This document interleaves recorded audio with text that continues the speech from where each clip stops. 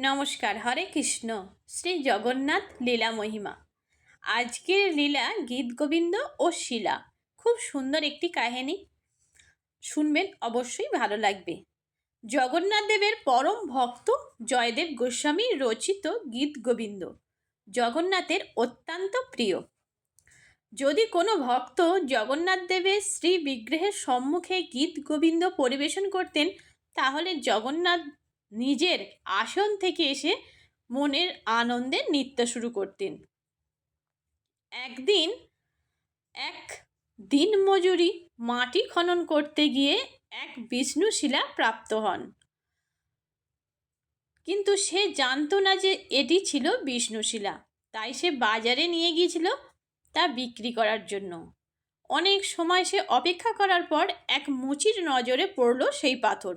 সে ভাবল পাথরটা গোল এবং অনেক শক্তও আছে, তা আমার জুতো সেলাই করার কাজে খুব উপযোগী হবে। তাই মুচি 1 টাকা দিয়ে সেই পাথরটি খরিদ করে নিয়ে যায়। সে পাথরটি তার দোকানে রাখে এবং যখন জুতোর মধ্যে লোহা লাগানোর প্রয়োজন হয়, তখন সে ওই শিলার ওপর রেখে জুতোয় লোহা অথবা সেলাই করে। মুচির একটি ভালো গুণ ছিল, সে যখনই সময় পেত সে জগন্নাথ মন্দিরে যেত। আর মন্দিরে যখন জগন্নাথ দেবের সম্মুখে জয়দেবের গীত গোবিন্দ রচিত হতো, সে তখন সেই কীর্তন শ্রবণ করত আর সেই কীর্তন সে শিখে নিত। এবং যখন সে তার দোকানে বসে জুতো সেলাই করত, তখন গুনগুন করে সেই গীত গোবিন্দের 2-1 লাইন গাইত। একদিন এক ব্রাহ্মণ মুচির দোকানের পাশ দিয়ে যাচ্ছিলেন। হঠাৎ তার নজরে পড়ল সেই বিষ্ণুশিলা। মুচির দোকানে দেখতে পেলেন। ব্রাহ্মণ পাথরটিকে দেখে চিনতে পারলেন। সে ভাবলেন এটা তো বিষ্ণুশিলা, কিন্তু তিনি খুব কষ্ট অনুভব করছিলেন। যখন দেখলেন মুচি জুতার মধ্যে যখন লোহা মারছে, তখন সে বিষ্ণুশিলার ওপর জুতো রেখে লোহা মারছে। খুব ব্যথিত হৃদয়ে ব্রাহ্মণ মুচির নিকট গিয়ে বললেন, আপনি এ পাথর কোথায় পেলেন? মুচি বললেন, আমি বাজার থেকে তা কিনে এনেছি। আপনি কি তা বিক্রি করবেন? যদি আমি এর উচিত মূল্য আপনাকে প্রদান করি। এর উত্তরে মুচি বলল, দেখুন ব্রাহ্মণ ঠাকুর, আমি আমার কাজের জন্য এ পাথর কিনে এনেছিলাম, আমি বিক্রি করার জন্য এ খরিদ করিনি। এখন আপনি একজন ব্রাহ্মণ, আপনাকে আমি এভাবে নিরাশ করে দিতে পারি না। তবে আপনি যদি আমায় 1 টাকা বেশি দেন, তাহলে আমি এই পাথর আপনাকে দিয়ে দেব, আর আমি অন্য একটি পাথর কিনে নেব। ব্রাহ্মণ ঠাকুর মুচির প্রস্তাবে রাজি হয়ে গেছেন এবং 2 টাকার বিনিময়ে বিষ্ণুশিলা নিয়ে নিজ গৃহে ফিরলেন। ভগবান বিষ্ণুর মন্দিরে তা পূর্ণরূপে স্থাপিত করলেন।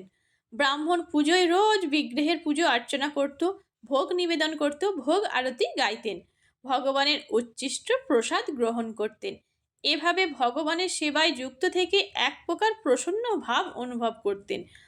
একদিন রাত্রে জগন্নাথদেব ব্রাহ্মণ ঠাকুরকে স্বপ্নে দেখা দিলেন। জগন্নাথ স্বপ্নে ব্রাহ্মণকে বললেন, হে ব্রাহ্মণ ঠাকুর, তোমার ঐকান্তিক সেবায় আমি খুবই তুষ্ট হয়েছি, কিন্তু আমার মনে পূর্ণ আনন্দ পাচ্ছি না। ব্রাহ্মণ দেবতা বললেন, প্রভু, আপনি তো অন্তর্যামী, আপনি বলুন আপনার সেবায় কি এমন ভুল আমি করেছি? স্বপ্নে ভগবানের দুর্লভ দর্শন পেয়ে চোখের জল আর ধরে রাখতে পারলেন না। 2 হাত জোর করে প্রভুর চরণে পড়ে গদগদ স্বরে বলতে লাগলেন, প্রভু, হে জগৎ পিতা, আপনি বলুন আমার সেবায় এমন কি কমতি ছিল যার কারণে আপনি আনন্দ খুঁজে পাচ্ছেন না? তখন জগন্নাথদেব বললেন, হে বিপ্র, তোমার সেবায় আমি তুষ্ট হয়েছি, কিন্তু আমি জানি না আমার পরম ভক্ত জয়দেব কর্তৃক রচিত গীত গোবিন্দ কীর্তন আমার অত্যন্ত প্রিয়। ওই মুচির দোকানে আমি যখন শিলারূপে প্রকট ছিলাম, জানি এমন অবস্থা দেখে আমার ভক্ত হৃদয় আঘাতে ক্ষত বিক্ষত হয় যখন সে জুতোয় লোহা মারে আমার উপর জুতা রেখে। কিন্তু জানো, আমি সেখানে অনেক আনন্দ অনুভব করতাম যখন সেই মুচি তার কাজে মাঝে মাঝে 2-1 লাইন গীত গোবিন্দ কীর্তন করত। আমি তার গুনগুন স্বরে কীর্তন সুরে খুব তৃপ্ত হতাম। আমার মন চাইতো আনন্দে নৃত্য করি। হে বিপ্র, আমি সেই আনন্দঘন মুহূর্তের কথা তোমাকে বর্ণনা করে বোঝাতে পারবো না। তাই বলছি, তুমি আমায় যেখান থেকে নিয়ে এসেছিলে সেই মুচির নিকট আবার নিয়ে চলো। কারণ সেখানে যদি অন্ন ভোগ নাও পাই, আমার কোনো কষ্ট হবে না, কিন্তু দিনে একবার অন্তত আমার পরম ভক্ত রচিত গীত গোবিন্দ শুনতে পাবো। হঠাৎ জগন্নাথ দেব অদৃশ্য হয়ে গেলেন। ব্রাহ্মণ ঠাকুরের ঘুম ভেঙে গেল। ব্রাহ্মণ ঠাকুর স্বপ্নে দেখা জগন্নাথ দেবের কথা অনুযায়ী যথাস্থানে আবার সেই শিলামূর্তি নিয়ে গেলেন। জয় জগন্নাথ।